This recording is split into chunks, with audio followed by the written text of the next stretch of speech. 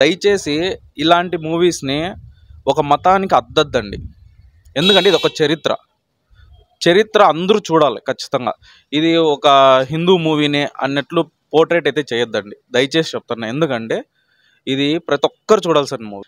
Mughals ఒక 9 లక్షల మంది సైన్యము, మరాఠాస్ 20,000 మంది ఎట్లా ఎదుర్కొన్నారు ఆయనమ్మ.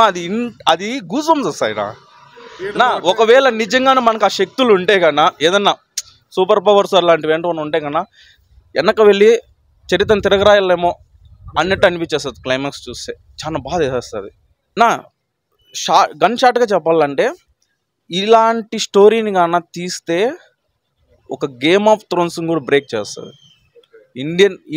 ఇండియన్ హిస్టరీలో గేమ్ ఆఫ్ థ్రోన్స్ అలాంటి మూవీస్ తగ్గ స్టోరీస్ ఇవి. దయచేసి అందరూ చూడండి, అందరూ థియేటర్కి రావాలా. ఒక కంటెంట్ ఉండే సినిమా, నేను మళ్ళీ చెప్తున్నా చూడండి, తెలుగు ప్రేక్షకులు ఎప్పుడు కూడా ఒక మంచి కంటెంట్ ఉంటే ఎక్కడికో తీసుకెళ్ళిపోతారు.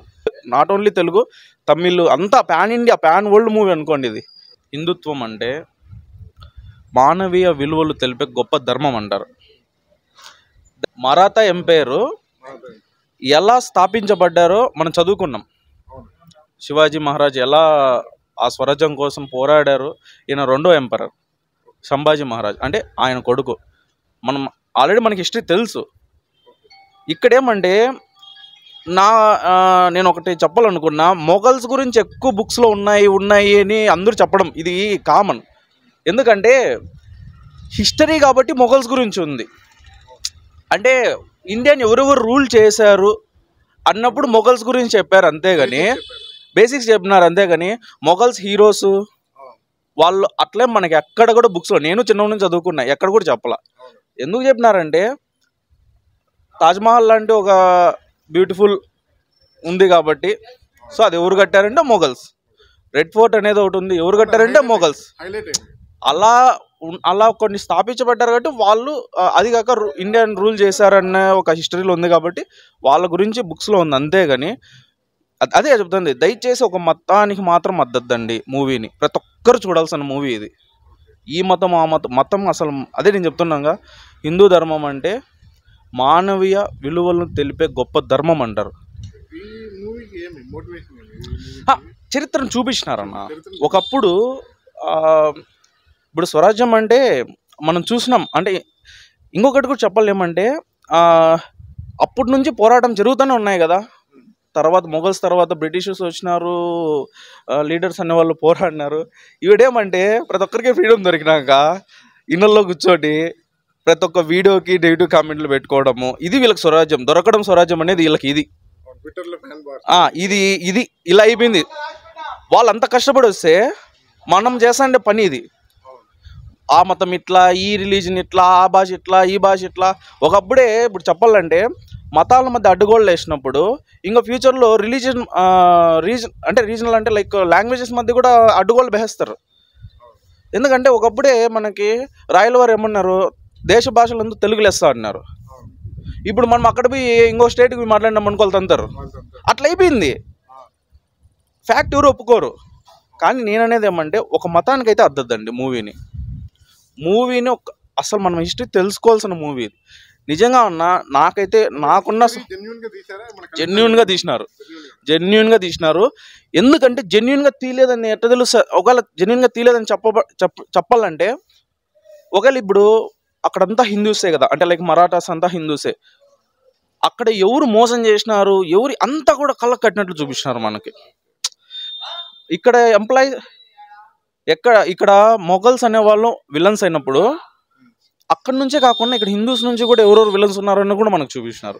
అంటే అలా ఉన్నట్లు మనకి నీట్ మూవీలో ఎక్స్ప్లెయిన్ అయితే చేసినాడు.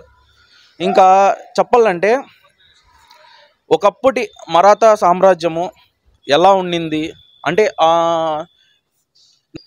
కానీ ఇంకొంచెం నెక్స్ట్ తీసే మూవీ కన్నా ఇంకొంచెం ప్రొడక్షన్ వాల్యూస్ కానీ పెంచినారంటే టాప్ నాచ్ ఉంటుంది.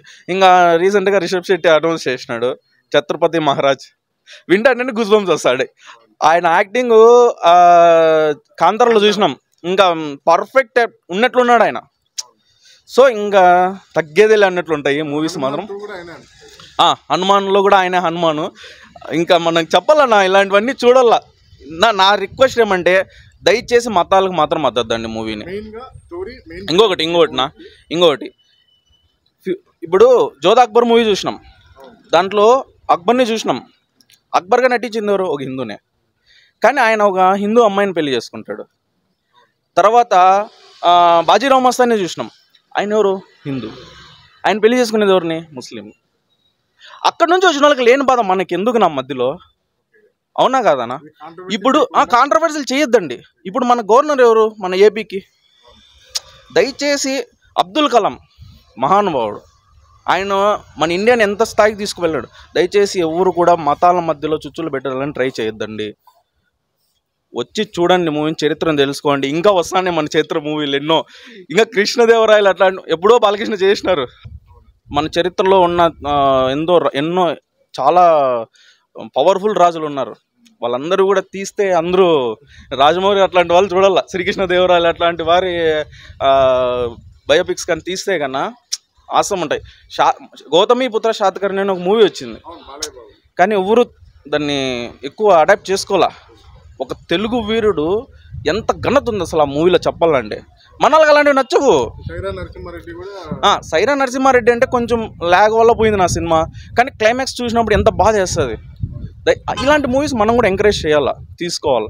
ఇంకా చావా గురించి చెప్తే ఇంకా చెప్పనవసరమే లేదు. నా విక్కీ కౌశల్ యాక్టింగ్ ఉంటుంది నా లాస్ట్లో, మనకే కళ్ళలో అసలు కళ్ళల్లో నీళ్ళు అట్లా తిరుగుతాయి. అంత బాగా యాక్ట్ చేసినాడు. ఒక రాజులాగా ఎలా జీవి చేసినాడు. అలానే ఒక సీన్ ఉంటుంది, రాజుని పొగున్నప్పుడు తనకి సింహాసనం కూర్చున్న రాజు అలా చూస్తాడు పైకి. అంటే ఆ గర్వము, ఇది అంటే ఆయన తండ్రి నుంచి వచ్చిన ఇది అసలు అవన్నీ చూసిన అర్థం అవుతుంది సినిమాలో. చూసినాం నా, చాలా మూవీస్ చూసినాం ఆయన. అయ్యో చాలా డెవలప్ అయిందా నా. ఆయన లాస్ట్లో ఆయన గర్జిస్తా అంటే, కానీ డైలాగ్స్ కూడా సూపర్ ఉంటాయి నా మూవీస్లో. నాకు మరి ప్యూర్ హిందీ అర్థం కాలేదు, కానీ ఇప్పుడు మొఘల్స్ మీద యుద్ధం ఎందుకు మీకు అది ఇది అంటే, నా యుద్ధం మొఘల్స్ మీద కాదు, స్వరాజ్యం మీద అంటాడు. అక్కడ కూడా లాస్ట్కి యుద్ధం జరిగే ముందు కూడా ఔరంగజేబు యొక్క అహంకారాన్ని భస్మం చేద్దామంటాడు, కానీ మొఘల్స్ని అంతం చేద్దామంటారు. చూడు, అది ఒక హిందుత్వం యొక్క ఇది అది కదా. అక్కడ మనకి నేర్పిలా, వాళ్ళతో ఇలా ఉండండి వీళ్ళతో ఇలా ఉండండి. మనం కూడా నేర్చుకోకూడదు. అది కూడా మూవీలో ఒక మెసేజ్. అది స్వరాజ్యం యొక్క ఎంత అసలు మనం కానీ ఏమన్నా అలాంటి పొజిషన్లో ఉంటే వాడమ్మ వద్దులే తీసుకో అనేసి వెళ్ళిపోతాం. లాస్ట్లీ ఔరంగజేబు కొన్ని ఇవి ఇస్తాడు. ఆయన సంభాజీ మహారాజ్ని బంధించి కొన్ని ఇది చెప్తాడు, అంటే ఇవి కానీ ఒప్పుకుంటే కన్నా నీకు అవి ఇస్తా అంటే, మన లాంగ్వేజ్ చెప్పాలనుకో భూమి కాదు సింహాసనం కాదు నా బొచ్చుగడి అన్నట్లు చెప్తాడు. అంటే అంత బాగుంటుంది ఆ డైలాగ్స్. కానీ అది ఉండదు ఆ డైలాగు, నేను మన లాంగ్వేజ్లో చెప్తాను. మన లాంగ్వేజ్ మళ్ళీ ఆర్డర్ ఇంకోలాగా అర్థం చేసుకో, అట్లేం లేదు. అంటే అంత గర్వంగా అంత ఇదిగా ఇది కూడా పీక్కోలేరు అని అందరూ నా ఉన్న కాడికి అందరూ జీవించేసినారు, అందరూ న్యాయం చేసినారు. నా బీజిఎం మాత్రము ఒక టైప్ ఆఫ్ మొఘల్స్కి సంబంధించి, అంటే ఒక ఇస్లామిక్ సంబంధించిన వెనకాల బ్యాక్గ్రౌండ్లో ఆ టైప్ ఆఫ్ బీజిఎం వస్తూ ఉంటుంది. మళ్ళీ ఇలా మనకి హిందూకి సంబంధించిన ప్రతిదీ సూపర్గా మేనేజ్ చేసినాడు నా, చాలా బాగుంది నా. ఇట్లాంటి మూవీస్కి రేటింగే ఇవ్వకూడదు నాకు తెలిసి, ఇవ్వకూడదు. దయచేసి అందరూ వచ్చి థియేటర్కి వచ్చి ఎక్స్పీరియన్స్ అయితే చేయండి. తర్వాత ఓటీటీలో చూసుకున్నాం అనుకో, అరే నమ్మ థియేటర్ వింటే బాగుండు అనే ఫీలింగ్ వస్తుంది. కాబట్టి ఖచ్చితంగా మీ దగ్గరలో ఏ థియేటర్ ఉంటారో ఆ థియేటర్కి వెళ్ళి చూసేయండి నా. ఇంకొకటి కూడా ఏమంటే, మనము భూమాతని పూజిస్తాం, అవునా కదా.